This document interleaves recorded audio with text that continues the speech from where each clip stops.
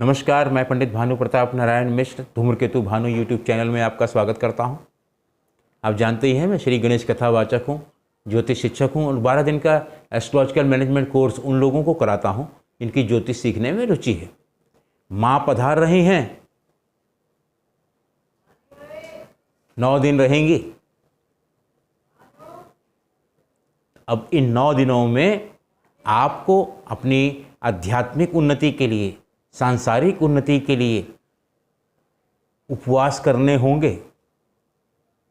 अगर शरीर साथ दे आपका तो आप कम से कम 3 नवरात्र जरूर करें।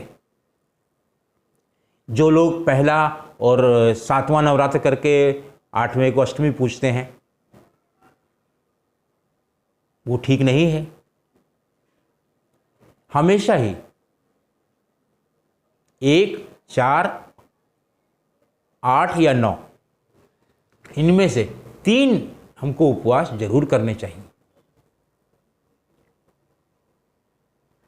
शास्त्रों में लिखा है कि हमेशा 1, 3, 5, 7, 9 इस तरीके से उपवास करें, क्योंकि इनमें 3 देवियों की पूजा होती है, महाकाली, महालक्ष्मी, महासरस्वती। पहले 3 दिन महाकाली, फिर 3 दिन महालक्ष्मी और अंत के 3 दिनों में महासरस्वती की पूजा होती है। और जो अंतिम 9वां दिन होता है, उस दिन तो हमको अवश्य ही उपवास करना चाहिए, व्रत करना चाहिए। तब माता सिद्धात्री हमको प्रसन्न होकर जो हमारी इच्छाएं हैं सांसारिक, आध्यात्मिक, उसको पूरा करेंगी। हमको ये ध्यान रखना है कि इन 9 दिनों में हमारे शरीर में मौसम बदलता है।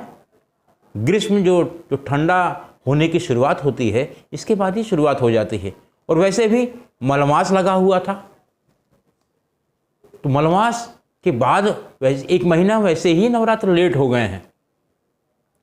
तो इन 9 दिनों के अंदर आप पहले गणेश जी की प्रसन्नता प्राप्त करें, गणेश जी को प्रसन्न करें, जिससे महाकाली, महालक्ष्मी, महासरस्वती इनकी आराधना में किसी प्रकार का विघ्न ना आए। माता को लाल फूल चढ़ाते रहें। माँ को अगर धन है तो आप उनको चुनरी भेंट करें, नारियल अवश्य भेंट करें और थोड़ा थोड़ा नैवेद्य उनको लगातार अपने हाथ से बनाकर आप उनको भेंट करें। दिया आपका चलता पूरा 9 दिन जलता रहे, इस बात की व्यवस्था करें। मन से प्रेम, मतलब प्रेम से करें, आप मन से करें, क्योंकि ब्रह्मा, विष्णु, महेश इनकी शक्ति है, आदि शक्ति, महाकाली, महालक्ष्मी, महालक्ष्मी, सरस्वती।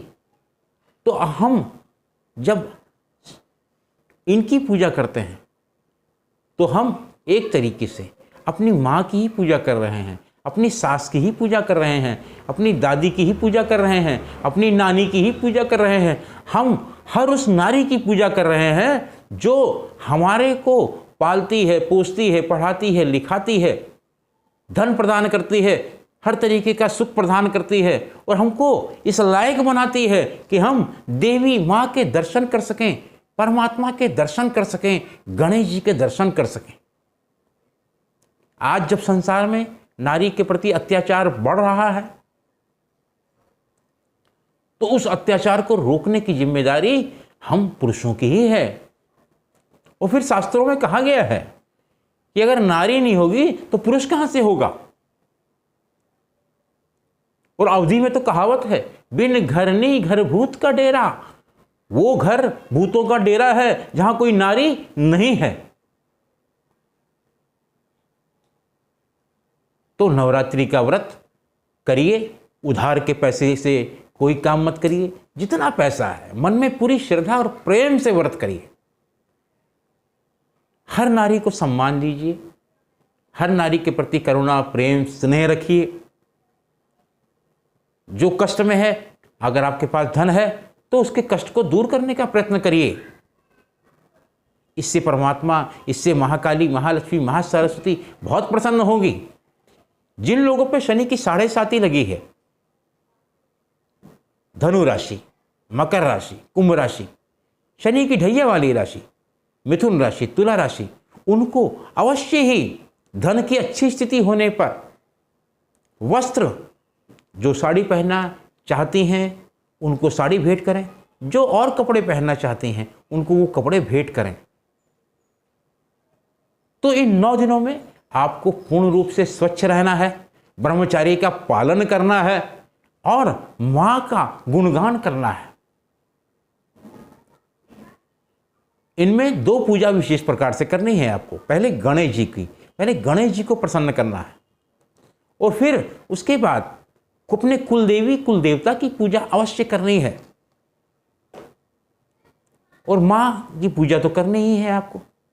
माता शैलपुत्री, ब्रह्मचारिणी, चंद्रघंटा, कुष्मांडा, स्कंद माता, कालरात्रि, कात्यायनी, महागौरी, सिद्धात्री, इन सबकी पूजा अवश्य करनी है।